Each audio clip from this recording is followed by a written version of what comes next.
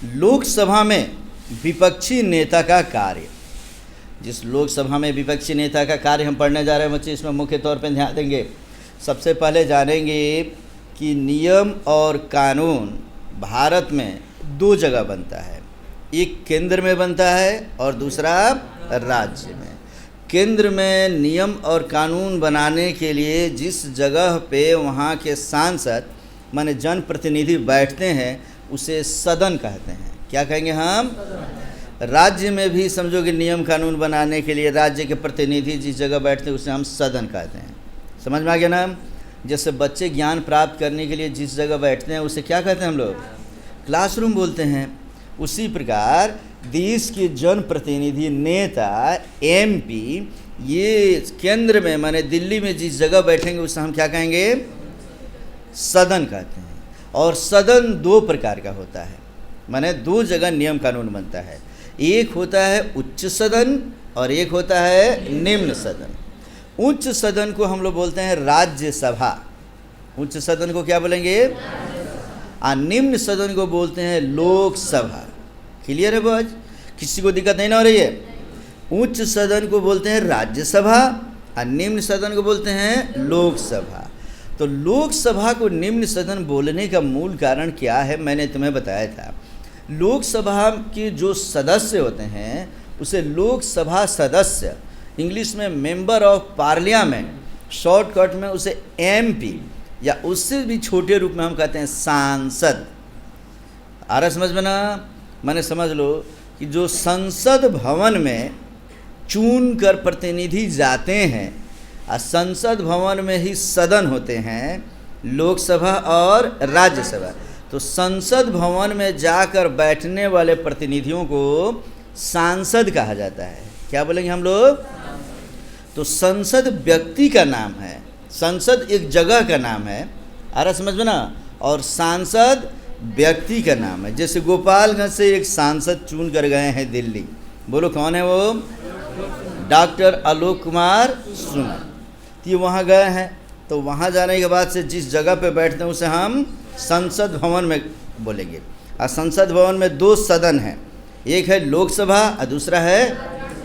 तो पूरे देश से लगभग 543-45 जो जनप्रतिनिधि चुन कर आते हैं लोकसभा में बैठने के लिए, उसे लोकसभा सदस्य या मेंबर ऑफ पार्लियामेंट या एमपी के नाम से हम जानते हैं। ठीक है ना?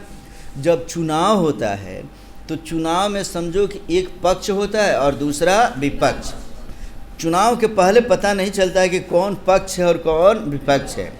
यदि चुनाव के बाद वोटिंग जब हो जाती है और वोट की गिनती होने लगती है तो जिस पार्टी को बहुमत मिल जाता है, माने आधा से अधिक सीट जिस पार्टी को मिल जाता है उसको पक्ष बोलते हैं, और जिसको आधा से कम जिस पार्टी को सीट मिलता है उसको हम विपक्ष बोलते हैं। तो पक्ष और विपक्ष क्या है समझ में आ गया?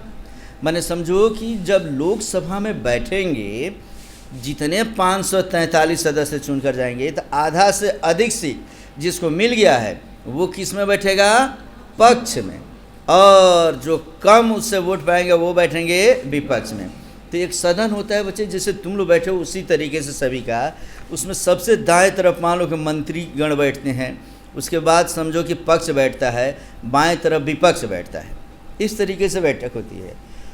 अब कभी कभी होता क्या है कि चुनाव के बाद ऐसा लगता है कि किसी को पूर्ण बहुमत नहीं मिलती है। बहुमत उसे बोलेंगे आधी से अधिक सीट मिलना चाहिए। मान लो कि भारत में इतनी पार्टियां हो गई कि अगर 200 माने 550 को आधा कर देंगे हम तो 225 होगा, 545 को आधा करेंगे तो मान लो 222-23 के आसपास में आएगा। इतना सीट एक पार्टी को मिलेगा तो वो पक्ष में जाएगा। अगर उसको उतना सीट नहीं मिलता है तो वो क्या करता है कि गठबंधन करने लगता है, जिसे सत्ता की साझेदारी कहते हैं हम लोग। एक पार्टी वाले जिसको मान लो कि किसी को 200 ही मिल गया, किसी को 100 मिला, किसी को 150 मिला और किसी को 225-223 नहीं मिला, तो वो सरकार नहीं बना सकता है। कम से कम आधा से एक अधिक सीट उसे चाहिए। तो वह व्यक्ति क्या करता है कि अन्य पार्टियों के साथ जाकर बातचीत करता है, भाई आपको जब रहना ही है तो आइए आप हमसे मिल लीजिए, हमसे गठबंधन बनाइए, और गठबंधन बना लीजिए, हम लोग मिलजुल के सरकार चलाएंगे। तो 2, 3, 4 पार्टियां मिल जाती है। अब मिलने के बाद अब इनकी संख्या 223 से ऊपर हो जाती है। तब ये मिलकर ये सरकार के लिए प्रस्ताव भेज देते हैं राष्ट्रपति के पास, राष्ट्रपति अनुमोदन देता है और तब इनकी सरकार बनती है। तो लोकसभा में 2 पार्टियां हो जाती है, एक होती है पक्ष और दूसरा होता है विपक्ष। तो जो सरकार बनाता है उसे हम पक्ष बोलते हैं, और जो अब बच जाते हैं, जो सरकार बनाने में शामिल नहीं हुए, तो उन्हें हम विपक्ष कहते हैं। अभी सरकार बोलो किस पार्टी की सरकार है बच्चों? बीजेपी की सरकार है, भाजपा की सरकार है। तो क्या अकेले भाजपा की सरकार है? नहीं, उसको समझ लो कि जनता दल यूनाइटेड से लेके भारत की कई ऐसी पार्टियां हैं जो उसको समर्थन दे रखे हैं। हालांकि चुनाव के बाद भले ही समझ लो कि भाजपा को पूर्ण बहुमत मिल गया, लेकिन चुनाव के पहले उसको डर था कि हम जीत नहीं पाएंगे, तो कई पार्टियों का संगठन बनाकर उसने एक दल बना लिया, एक ग्रुप बनाया। तो इसी को हम समझ लो कि दलबाजी कहते हैं। समझ में आ गया ना जी? और इसी को गठबंधन भी कहते हैं। अब हम बात करेंगे आज के क्वेश्चन में कि लोकसभा में विपक्षी नेता का कार्य क्या है। तो पहले इसको पढ़ने के पहले हम जानेंगे लोकसभा में जो पक्ष में होते हैं उनका काम क्या है। तो वो बिल्कुल सरकार होते हैं। जो पक्ष में होते हैं उसको क्या बोलते हैं हम लोग? सरकार। वह सरकार हमारे लिए नियम बनाती है, कानून बनाती है, देश के डेवलपमेंट के लिए, राज्य के लिए, जनता के विकास के लिए नियम कानून बनाते रहते हैं। अब 5 साल तक वो बनाएंगे और 5 साल तक हमें उनके नियमों पे चलना पड़ेगा। लेकिन ऐसा नहीं कि 5 साल के बाद उनके नियम ध्वस्त हो जाते हैं। वो नियम हमेशा हमेशा के लिए बन जाता है बच्चे। अगर कोई दूसरी पार्टी आ जाए और सोचे कि हम उसके नियम को हटा दें, तो उसे पूर्ण बहुमत से तब उस नियम को हटाना पड़ता है। तो हमें इस क्लास में पढ़ना है कि लोकसभा में विपक्षी नेता का कार्य क्या है। माने जो जीत गया वो तो सरकार बना लिया, वो पक्ष में हो गया। जो नहीं जीता वो उसका काम क्या है, तो उसी को हम विपक्ष कहते हैं बच्चे। तो विपक्ष के नेता का काम हम पढ़ेंगे कि विपक्ष के नेता को नेता प्रतिपक्ष के नाम से भी जाना जाता है। अर्थात यदि कोई व्यक्ति बोल दे कि यह नेता प्रतिपक्ष है, तो उसको हम क्या समझेंगे? यह विपक्ष है। प्रतिपक्ष अलग शब्द बोल रहा है, माने प्रतिकार करने वाला। जो पक्ष बोलता है कि इस देश में किसी को शिक्षा नहीं मिलेगी, सबको किसी को सरकारी शिक्षा मिलेगी, सब प्राइवेट से पढ़ेंगे, तो उसका प्रतिकार जो पार्टी कर देगा कि नहीं नहीं वर्षों से चली आ रही है, गरीब बच्चे कहाँ पढ़ेंगे। तो जो प्रतिकार जो पक्ष करता है उसे हम क्या बोलते हैं? प्रतिपक्ष। कहता है इसमें से जो भारतीय संसद के दोनों सदनों में आधिकारिक तौर पर एक अच्छे लोकतंत्र के लिए विपक्ष की भूमिका में नेतृत्वकर्ता का काम करता है तथा सत्ता के किसी भी गलत निर्णय या विधेयक के खिलाफ पुरजोर विरोध दर्ज करता है। माने विपक्ष अगर न रहे तो सरकार निरंकुश हो जाती है। ध्यान से समझो। मानो कि अभी बीजेपी सरकार एक नियम ला दे कि भारत के सरकारी विद्यालयों को बंद कर दिया जाएगा और प्राइवेट स्कूल जो है उसको वरीयता दी जाएगी। जैसे हम लोग अभी नियम पढ़े थे बच्चे कि हरियाणा में सरकारी विद्यालय पढ़ने वाले बच्चों को तो कोई लाभ नहीं मिलेगा, उसको कम किया जाएगा, बंद किया जाएगा, और प्राइवेट स्कूल में जो बच्चे पढ़ेंगे उनको 1000 रुपये का महीना दिया जाएगा। तो इसका प्रतिपक्ष ने, कांग्रेस ने पुरजोर विरोध कर दिया और उसने कहा कि ये कैसे होगा, ये गरीब आदमी का बच्चा वो कैसे पढ़ेगा। सरकारी विद्यालय को बंद करके जिस प्राइवेट विद्यालय की बात करते हैं, तो प्राइवेट विद्यालय वाले तो जो 500 और 1000 रुपया फ़ी ले रहे हैं, जिस दिन से ये नियम बन जाएगा वो अपना फ़ी कितना कर देंगे? 5000 10,000 कर देंगे। तो उस समय हम अपने बच्चों का फ़ी कहाँ से ये गरीब व्यक्ति लाएंगे। लेकिन ये सरकार क्या की, उसने इसे उल्टा तौर पे दिखा दिया कि हम तो प्राइवेट में पढ़ने के लिए 1000 रुपया दे रहे हैं, 1000 इधर से दे देंगे और नियम बनेगा तो प्राइवेट वाले क्या करेंगे? 5000 रुपया फ़ी कर देंगे। तो मजबूरी है कि हमें लाकर कहीं से देना होगा, जिसका मतलब होगा कि गरीब बच्चे पढ़ नहीं पाएंगे, और जब बच्चे जब पढ़ेंगे नहीं तो बच्चे बन जाएंगे मूर्ख। और लोकतंत्र मूर्खों का शासन है। किसने कहा था? अरस्तु ने कहा था। अर्थात सरकार चाहती है, कई सारी बुरी सरकारें होती है बच्चों, जो ये चाहती है कि जनता पढ़े लिखे नहीं। यदि पढ़ने से क्या फ़ायदा है जी, और उन्हें क्या घाटा है? पढ़ने से हम अपने विचारों को अभिव्यक्त कर पाते हैं, किसी गलत का हम विरोध कर सकते हैं। और जब ज्ञान ही नहीं रहेगा तब समझ लो कि सब में हाँ मिला लेंगे। तो सरकार समझ लो कि पढ़े लिखों को तो अपने पक्ष में नहीं कर पाती है, लेकिन जो अनपढ़ होते हैं, जाहिल होते हैं, चौपट होते हैं, बिना बुद्धि के होते हैं, धर्म के नाम पे, जाति के नाम पे टूटने वाले होते हैं, शराब पिला दो तुम्हारे लिए जिंदाबाद का नारा लगाने लगे, मुर्गा खिला दो तुम्हारे लिए जिंदाबाद का नारा लगाने लगे, ऐसे लोगों को सरकार अपने पक्ष में लेकर और वोट ले लेती है और चले जाते हैं सब लोकसभा में। तो इस तरीके से माने विपक्ष क्या करता है?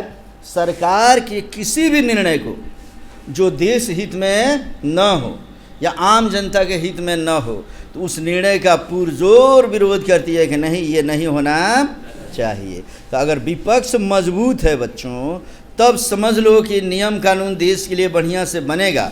और विपक्ष कमज़ोर हो जाए तब समझो कि नियम कानून ठीक से नहीं बनेगा। फिर आगे पढ़ते हैं, लोकसभा में विपक्ष के नेता का कार्य वस्तुतः अत्यंत कठिन होता है, क्योंकि उन्हें आलोचना करनी पड़ती है, सत्ता पक्ष के गलतियों को इंगित करना पड़ता है, गलतियां में तो छोटी की मात्रा से लिखेंगे, तथा वैकल्पिक प्रस्ताव भी कभी कभी, यहाँ वैकल्पिक लिखेंगे बच्चे, वैकल्पित हो गया है तो इसको सुधार लेंगे हम लोग, वैकल्पिक प्रस्ताव को भी कभी कभी प्रस्तुत करना पड़ता है।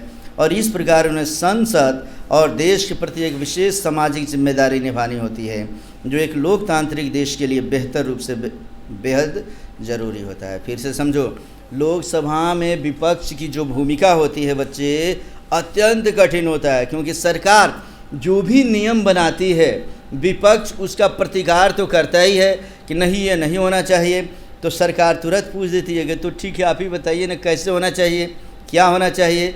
तो विपक्ष के पास इतनी बुद्धि होनी चाहिए कि वह उसके विकल्प के रूप में बोल सके, ऐसी व्यवस्था ना करके आपको ऐसे करना चाहिए, ऐसे करना चाहिए, और नहीं तो हम संसद को चलने नहीं देंगे। इस तरीके से समझो कि अंततोगत्वा फिर से जब दोनों में तकरार हो जाती है तो वोटिंग कराई जाती है बच्चे। वोटिंग करने के बाद से समझ लो कि जिसके हाँ में ज़्यादा हाथ उठ जाता है उसी बात को मान लिया जाता है और उसी को अधिनियम बनाकर देश का कानून बना दिया जाता है। इसलिए अगर विपक्ष बेहतर है, विपक्ष मजबूत है, तो देश सुरक्षित है, देश के लिए नियम कानून जनता के हित में बनते जाएगा। और विपक्ष अगर कमज़ोर है तब समझ लो कि हम बढ़िया नियम कानून नहीं बना पाएंगे। जैसे अभी के समय में देख लो, इस समय लोकसभा के चुनाव में भारतीय जनता पार्टी को इतना बहुमत मिल गया कि विपक्ष काफ़ी कमज़ोर पड़ गया है, वह चाह कर भी उसका विरोध नहीं कर पाता है, जिसका नतीजा हुआ आके समझो कि भाजपा ने कई नियम कानून ऐसे ऐसे ला दिए जो हमारे लिए घातक है बच्चे। जैसे नंबर 1 में तुम्हें बता दूं कि हम सभी मान लो पढ़ने पढ़ाने वाले दिन रात मेहनत करते हैं, परिश्रम करते हैं कि हम लोग IAS बनेंगे, कलेक्टर बनेंगे।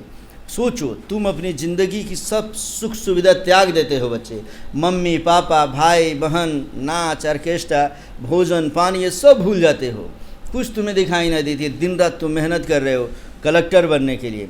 भाजपा की बहुमत इतनी अधिक है कि उसने सबको एक साथ किया और उसने रूल्स रेगुलेशन एक ला दिया कि IAS के उच्च पदों पे जो सचिव किस्म के जो पद है उसमें से बैकडोर से सरकार को लगेगा कि यह व्यक्ति उसके योग्य है, तो उसके कार्य अनुभव के आधार पे उसको IAS का मेन हेड बनाया जा सकता है, किसी विभाग का सचिव बनाया जा सकता है। तो उसमें क्या होता है, पार्टी से जुड़े हुए जो लोग होते हैं, जो चापलूस किस्म के लोग होते हैं, जो उनसे जुड़े हुए हैं, वे उन लोगों को तुरंत IAS के पद पे बहाल कर दिए। कई सारी बहालियाँ हो गई है बच्चे।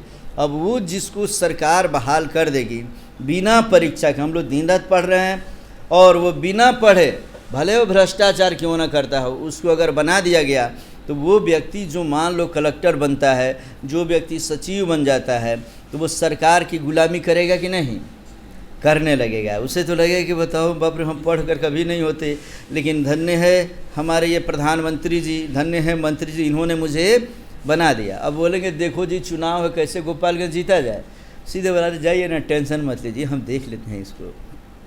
तो ये गलत कई सारे निर्णय हैं बच्चे। जैसे यहाँ की कई सारी चीज़ें हैं जो गरीबों को, मान लो कि जो लोन वगैरह माफ़ करना चाहिए, कोई गरीबों के लोन नहीं माफ़ करता है और लोन माफ़ कर देता है पैसे वालों का, और उसका भी विरोध कोई नहीं कर पाता है क्योंकि विपक्ष काफ़ी कमज़ोर है। भारत की बात करें बच्चे, तो भारत में मुख्य तौर पे अभी होना चाहिए क्या, एजुकेशन सिस्टम यहाँ डेवलप होना चाहिए, लेकिन गवर्नमेंट एजुकेशन सिस्टम नहीं, इसमें मंदिर सिस्टम डेवलप कर रही है। हर गांव में, मोहल्ले में, देश में, राज्य में चारों तरफ मंदिर का निर्माण हुआ जा रहा है। किस लिए? पढ़ो मत, उठो, घंटा बजाओ और घंटा बजाते रहो, तुम पुजारी बन जाओ और समझ लो वो राज करते रहेंगे। मूर्ख रहोगे तुम, पढ़ोगे तो विरोध कर दोगे। तो हम वही कर रहे हैं बच्चे। मंदिरों में, मस्जिदों में, ये दोनों अगर मान लो कि मोदी जी ने अगर मंदिर का प्रस्ताव डायरेक्ट नहीं कहा, लेकिन इनडायरेक्ट में अगर इसको ला दिया, तो मुसलमान भी बैठने वाले नहीं, वो देखते हैं अरे बाप रे उतना मंदिर बन गया, बना रहे 4 ठो मस्जिद इधर, और ये हिंदू मुसलमान कोई मंदिर बनाया जा रहा है, कोई मस्जिद बनाया जा रहा है, दिन रात जाके सिर टेक रहा है उस पर। और कोरोना जैसा वायरस आता है तो न मंदिर बचाता है, न मस्जिद बचाता है, सब अपने घरों में घुस जाते हैं। तो ये सब साइंस एंड टेक्नोलॉजी का ज़माना है बच्चे। एजुकेशन डेवलप है तो तुम डेवलप करोगे, और एजुकेशन डेवलप नहीं है तो तुम कभी डेवलप नहीं कर सकते बच्चे। तो इस सब चीज़ों से हमें ऊपर उठकर तब देश में एक अच्छे लोकतंत्र के लिए हमें विपक्ष को भी मजबूत करने की ज़रूरत है। तो इस तरीके से हम लोग पढ़ लिए लोकसभा में पक्ष और विपक्ष की भूमिका पढ़ लिए बच्चों।